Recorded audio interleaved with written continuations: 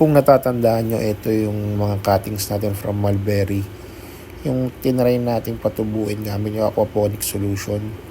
Sadly, isa lang yung tumubo. Pati yung nandun sa coco peat, di rin tumubo. So, ito, since nag-sprout na siya, sayang naman kung hindi mo tutuloy, ilipat na natin siya sa soil.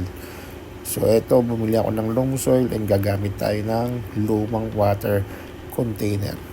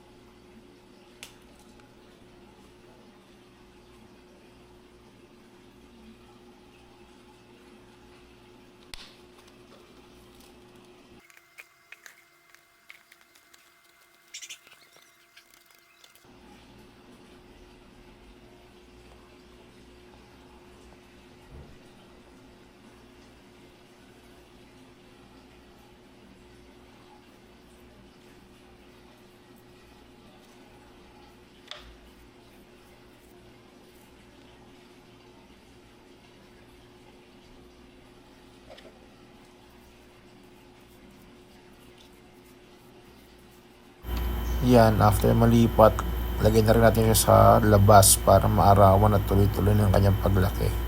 Babayu!